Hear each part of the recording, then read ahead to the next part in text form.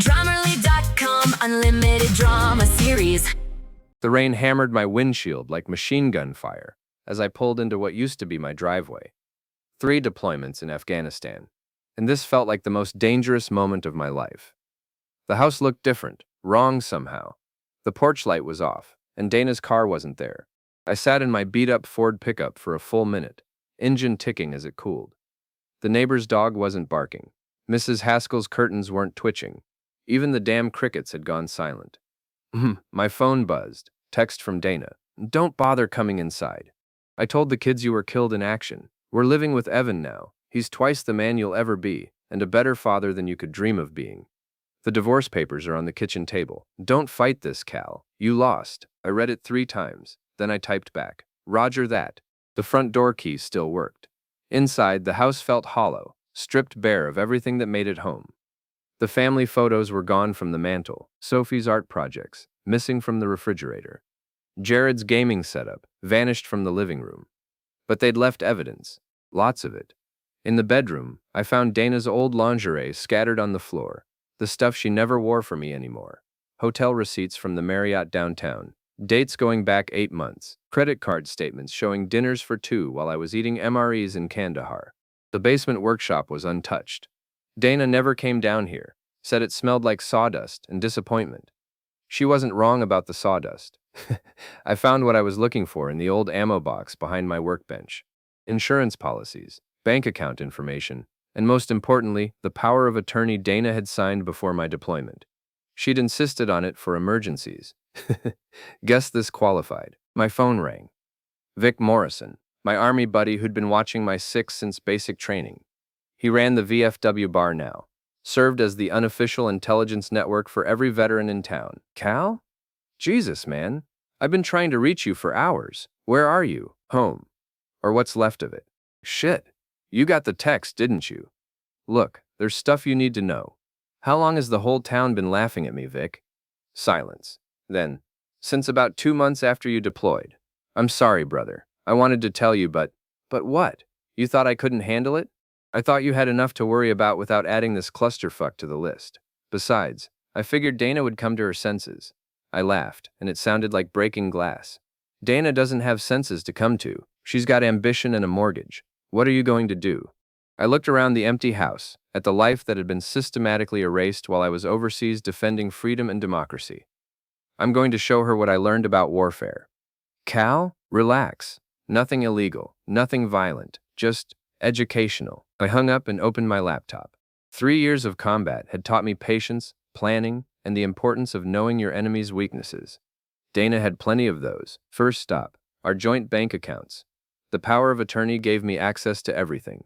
I transferred the money to a new account at a different bank, one that required both signatures for withdrawals. Perfectly legal. Next, the house. Dana's name was on the deed, but the mortgage was in both our names. I called the bank, explained that I was disputing several large withdrawals made without my consent. They froze the account pending investigation. By morning, Dana would wake up cash poor and mortgage late. My phone buzzed again. This time it was a number I didn't recognize. "Mr. McAllister? This is Evan Brooks. I think we need to talk." Evan Brooks. The name I'd been hearing in whispers from Vic, the one Mrs. Haskell had mentioned in her carefully worded emails. Dana's new upgrade. "Do we now? Look, I know this is awkward, but Dana and we're trying to do right by your kids. They think you're dead. Maybe it's better if what? If I stay dead. Convenient for you. It doesn't have to be ugly, Cal. Dana says you're a reasonable man." I almost laughed. "Dana says a lot of things. Most of them are lies. The kids are happy. They've adjusted. Don't you want what's best for them? What's best for my kids is having their father alive and present. What's best for you is me disappearing forever. Guess which one matters to me?" I could hear him breathing, calculating. "What do you want?" "I want my life back. All of it." "That's not possible. We'll see." I hung up and smiled for the first time in months. Evan Brooks sounded exactly like every entitled officer I'd ever served under, used to getting his way through intimidation and assumed authority.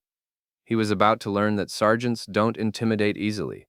The VFW bar smelled like stale beer and old leather, exactly the way it should. Vic was behind the bar, polishing glasses that were already clean, a nervous habit left over from our army days. "You look like hell," he said as I slid onto a bar stool. Feel worse. Beer me. He set down a bottle of Budweiser and leaned against the bar. So what's the plan, General Patton? Information first. I need to know everything about Evan Brooks. Vic's face darkened. That's a deep rabbit hole, brother. You sure you want to go down it? I'm already at the bottom. Might as well look around. Evan Brooks, CEO of some tech startup called Digital Solutions, moved here from Boston about a year ago. Big house up on Maple Ridge, drives a Tesla, belongs to the country club. Real pillar of the community type. Married? Divorced. Ex-wife took half his company in the settlement, which is why he moved here. Cheaper cost of living, I guess. Any kids? 2. Live with the ex-wife in Boston. He gets them every other weekend, but word is they don't much like visiting. I took a long pull from my beer. How'd he meet Dana? PTA meeting at the elementary school. Sophie was having trouble in math, and Dana went to some parent conference thing. Brooks was there with his daughter. She's in the same grade. The irony was perfect. While I was getting shot at in Afghanistan, Dana was playing house with another man at our daughter's school. What else? He's got money, but not as much as he pretends. The Tesla's leased, the house is mortgaged to the hilt, and his company's been bleeding cash for months. Dana probably thinks she's trading up, but she might be jumping from the Titanic to the Hindenburg. Any other women? Vic grinned. That's where it gets interesting. Brooks has a reputation, 3 affairs that I know of, since he moved here. Dana's just the latest. She doesn't know? If she does, she doesn't care, or she thinks she's special. I finished my beer and stood up. I need addresses, phone numbers, financial information, everything you can dig up. Cal, what are you planning? Nothing illegal, nothing violent, just going to level the playing field. And if that doesn't work? I looked at him, and for a moment, I let him see the cold rage that had been building since I read Dana's text. Then I'll remember that I spent 3 years learning how to destroy things. The next morning, I drove to Sophie's school. Not to cause trouble, just to watch, to see my kids, even from a distance. The Tesla was easy to spot in the pickup line. Sleek, silver, screaming money and environmental consciousness. Brooks sat behind the wheel, checking his phone, probably texting his next conquest. Dana was in the passenger seat, wearing a dress I'd never seen before. Designer, expensive. She looked happy, relaxed. The way she used to look with me, before the army, before the deployments, before everything went wrong. Sophie came running out of the school, backpack bouncing. She was taller than I remembered, her blonde hair longer. She climbed into the back seat, and Brooks turned around to say something that made her laugh. My daughter was laughing with another man, a man she thought was her father now. The rage was cold and clean and perfect. I followed them at a distance, watching as they drove to the ice cream shop downtown. Through the window, I could see them sitting in a booth, Brooks, Dana, and my daughter, looking like a perfect little family. Mrs. Haskell appeared beside my truck window like a ghost. Calvin McAllister, you look terrible. Hello, Mrs. Haskell. How are you? Better than you, I'd imagine. Heard you were back. Mrs. Haskell was 73 years old and knew everything that happened in our neighborhood. She'd been feeding me information about Dana's activities through carefully worded emails for months. Seen much of my wife lately?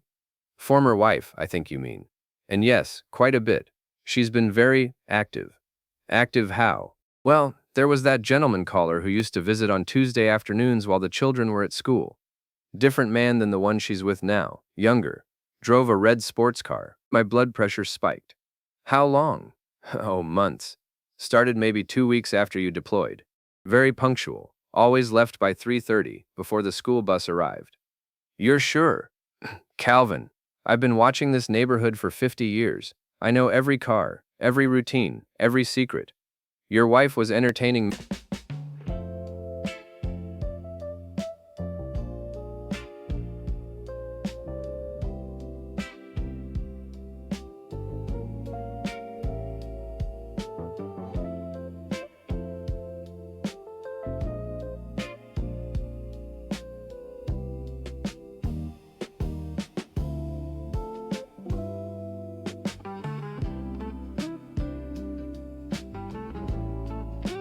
men in your house while you were overseas. Multiple men. The ice cream shop window exploded inward as my fist connected with it. Just kidding. I'm not stupid. Instead, I smiled and thanked Mrs. Haskell for the information. Then I drove home and started making phone calls. The first call was Jim Patterson, a lawyer I'd served with in Iraq. He'd gone to law school on the GI Bill and specialized in military divorces. Cal McAllister, you son of a bitch. Heard you were back stateside. Jim, I need help. The nuclear option kind of help. What's the situation? I explained everything. The fake death notification, the cleaned out accounts, the affair, the kids. Jim listened without interrupting, making notes. Jesus, Cal, that's cold even for a divorce. Telling the kids you were dead? That's psychological abuse. Can you help me? Can I help you? Brother, I'm going to help you so hard it'll make her head spin. First thing, we file for emergency custody based on the false death notification. No judge in the country will look kindly on that. How long? I can have papers filed by noon. Emergency hearing by Friday. What about the financial stuff? Power of attorney covers you there.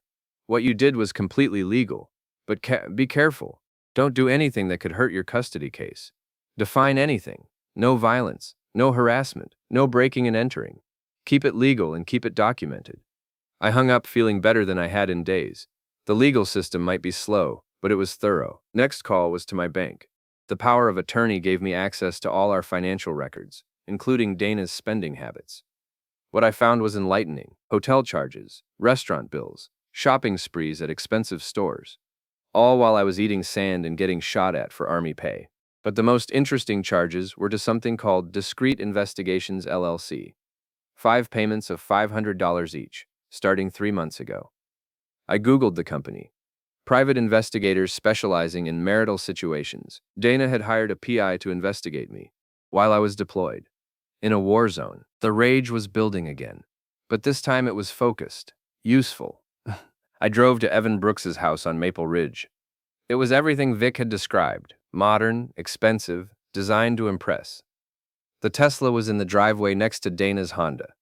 I parked across the street and waited. At 3:15, Dana's car pulled out of the driveway. She was alone, probably picking up the kids from school. My kids. I waited another 10 minutes, then walked up to the front door and rang the bell. Evan Brooks answered wearing khakis and a polo shirt, the uniform of successful middle management. He was younger than I'd expected, maybe 35. With the kind of soft good looks that came from never missing a meal or sleeping in a foxhole. Cal McAllister, I presume. Mr. Brooks, nice house. Thank you. Would you like to come in? That's neighborly of you. The house was a showplace, all glass and chrome and expensive furniture that looked like it belonged in a magazine. Everything was perfect, sterile, cold. Can I offer you something to drink? I'm good. Nice Tesla, by the way. Always wanted to drive one of those. Maybe sometime. He gestured toward the living room. Please, sit. I remained standing. I'll make this quick. I want my kids back. Cal, I understand this is difficult. Do you? Do you understand what it's like to get a text message telling you your wife faked your death?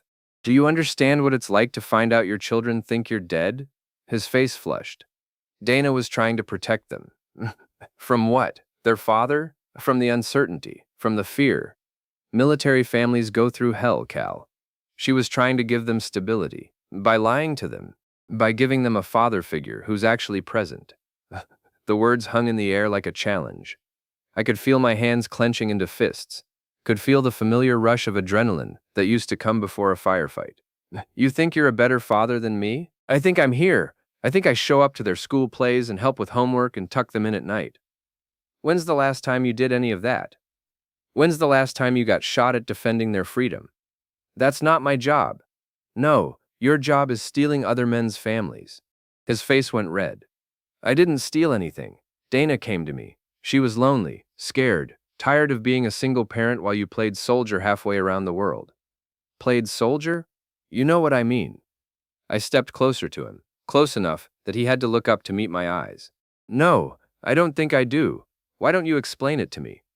He backed up a step. Cal, I don't want any trouble. Too late for that. Look, we can work this out. Dana and I, we're willing to be reasonable. Visitation rights, child support, whatever you need. What I need is my life back. That's not possible. Everything's possible. You just have to want it bad enough. I turned and walked toward the door, then stopped. Nice house, Evan. Be a shame if something happened to it. Are you threatening me? I looked back at him, smiled. Just making an observation. Houses like this, they're fragile. All that glass, all those electronics, things break so easily. I left him standing in his perfect living room, looking scared and confused and very, very worried. The war had officially begun. The emergency custody hearing was scheduled for Friday morning. Jim Patterson met me at the courthouse, carrying a briefcase full of evidence, and wearing the kind of smile that made opposing lawyers nervous. "How do we look?" I asked. "Like David facing Goliath, if David had an M16 and Goliath was wearing a blindfold." Dana arrived, with her own lawyer, a sharp-dressed woman, who looked like she charged $500 an hour. Evan Brooks sat in the back row, moral support, I guess. Judge Patricia Hendricks was a 60-year-old former prosecutor, with a reputation for not tolerating bullshit. She listened to both sides. It was one time at the company retreat.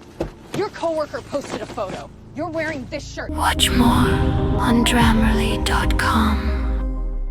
Reviewed the evidence, and asked pointed questions about Dana's decision to tell the children their father was dead. "McAllister, can you explain to the court why you felt it was appropriate to inform minor children that their father had died when no such notification had been received from the military?" Dana's lawyer whispered something in her ear. "Your Honor, my client was trying to protect the children from the emotional trauma of an absent father. By lying to them. By providing them with closure and stability." Judge Hendricks looked like she'd just tasted something sour. "Counselor, in 30 years on this bench, I've heard some creative arguments, but this may be the most disturbing. Mrs. McAllister, you will contact your children immediately and inform them that their father is alive and well. Furthermore, you will arrange for them to speak with him within 24 hours. Your Honor, I'm not finished. Temporary custody is hereby awarded to Mr. McAllister, pending a full investigation into this matter. The children will remain with their father until we can determine what's in their best interests." Dana's face went white. "You can't do that." "I just did." Court adjourned. Outside the courthouse, Dana confronted me in the parking lot. Evan Brooks stood behind her like a bodyguard, which would have been funny if it wasn't so pathetic.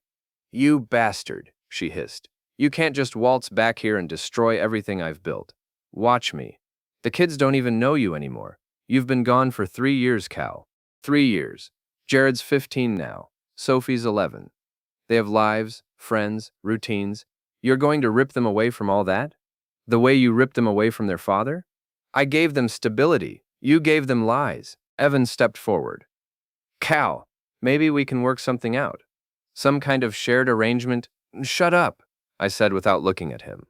"Adults are talking." "Don't you dare tell him to shut up," Dana snapped. "He's been more of a father to your children than you ever were." "Really? Tell me about Sophie's nightmares, the ones she's had since she was 8, about monsters in her closet. Tell me about Jared's anxiety attacks when he has to give presentations at school. Tell me about Sophie's imaginary friend, Mr. Whiskers, who helps her when she's scared." Dana's mouth opened and closed like a fish. "You don't know, do you? Because you were too busy playing house with your boyfriend to pay attention to your own children.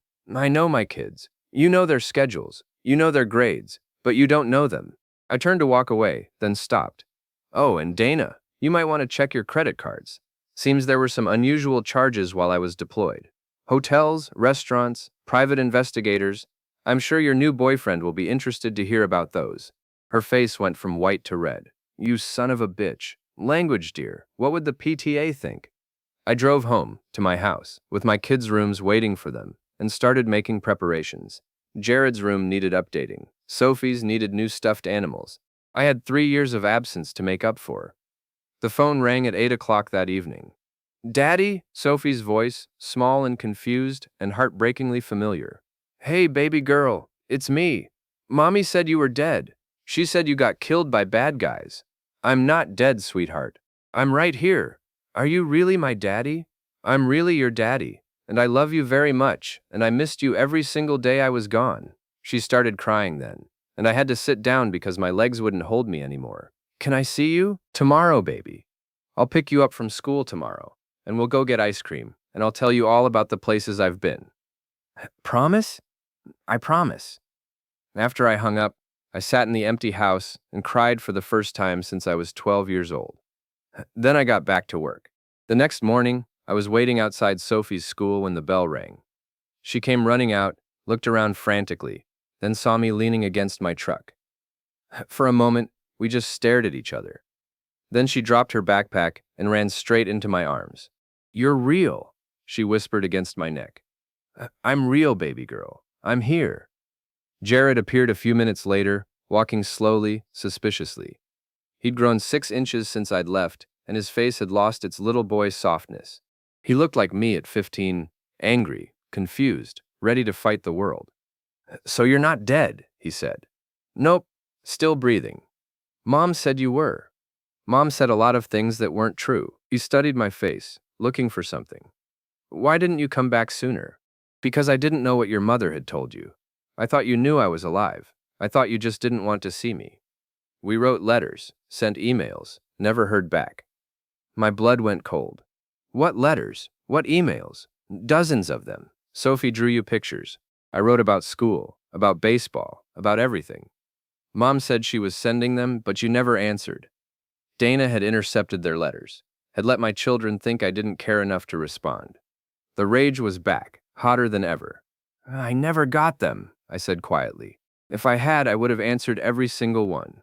We went for ice cream, then to the park, then to the arcade. Normal father-kid stuff that felt miraculous after 3 years of absence.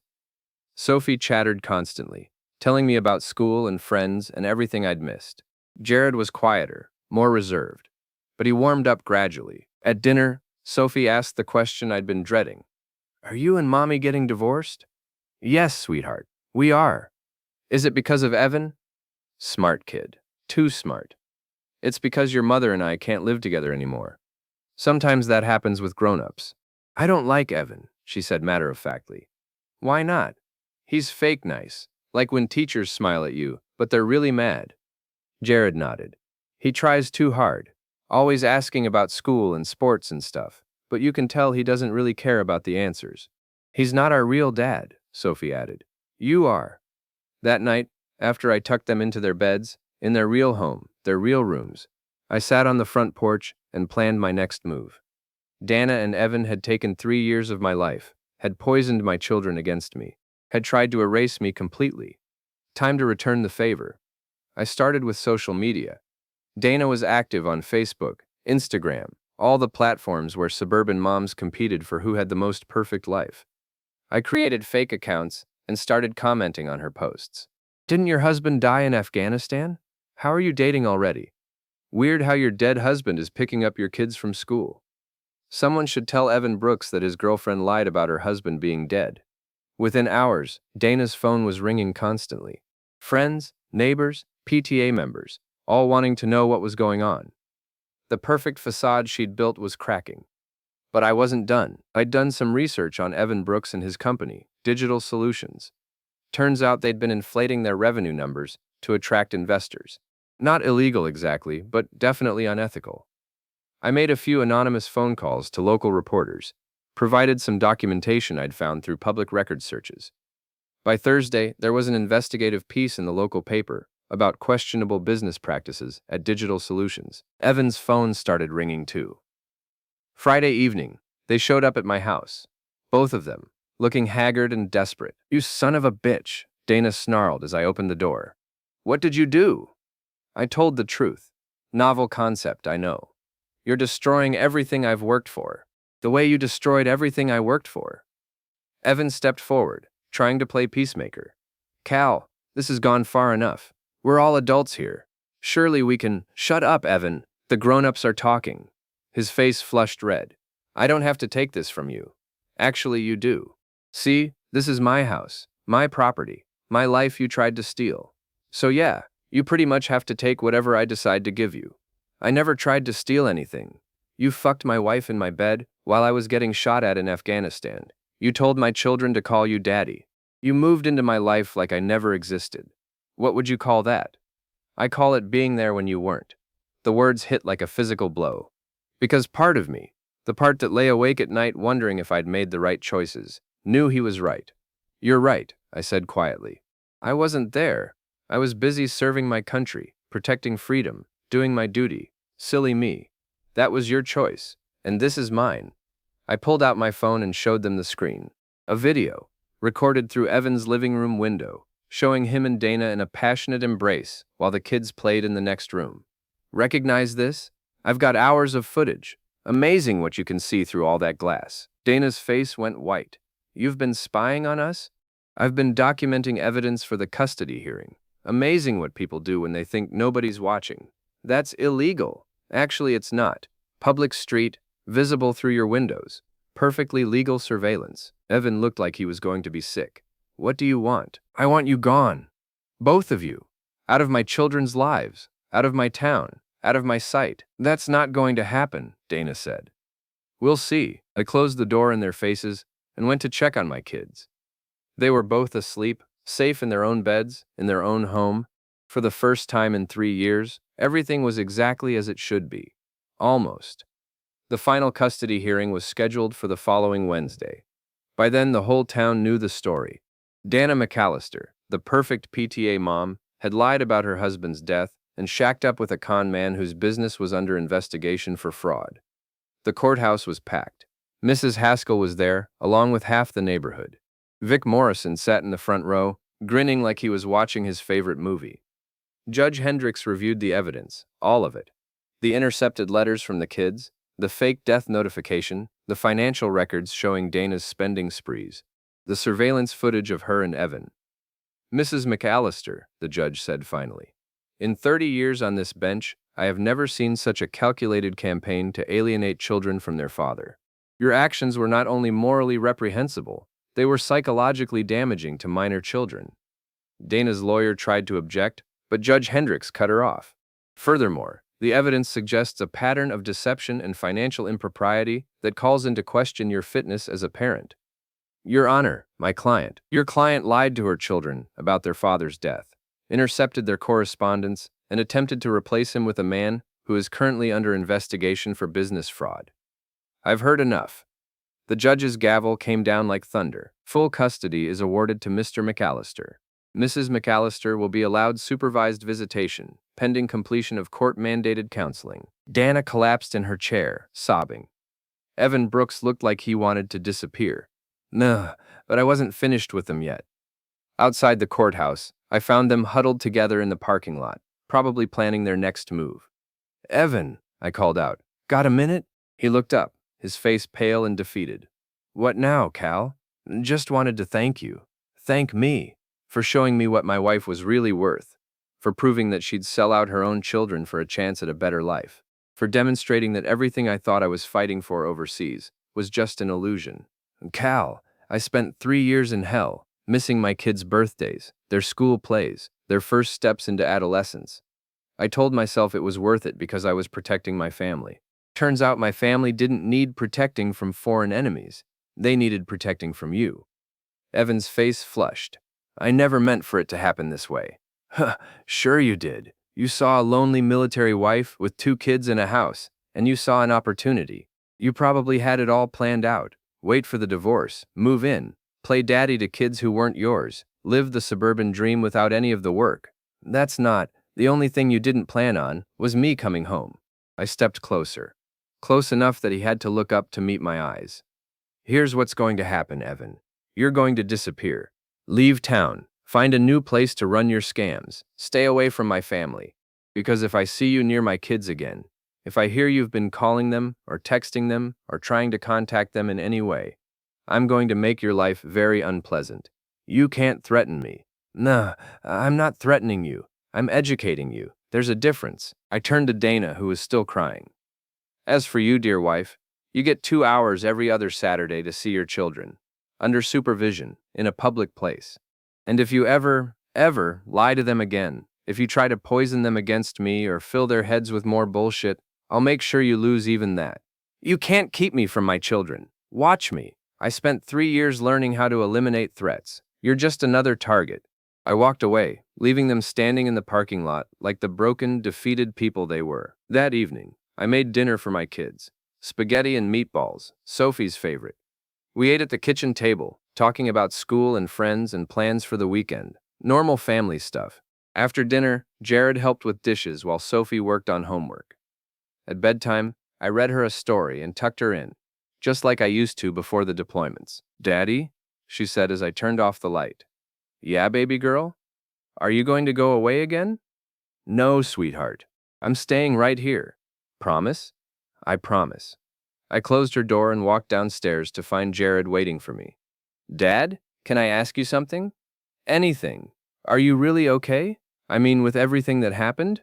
I looked at my son, 15 years old, too smart for his own good, already learning that the world was a complicated place where people you trusted could betray you. I'm okay now, I said. I'm exactly where I'm supposed to be. 3 months later, Evan Brooks left town. His business collapsed under the weight of the investigation, and he slunk back to Boston with his tail between his legs. Dana moved into a small apartment across town and took a job at an insurance office. She sees the kids every other Saturday for 2 hours at the local McDonald's.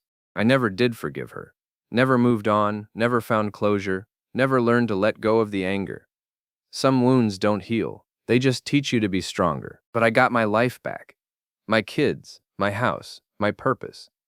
I learned that sometimes the best revenge isn't getting even.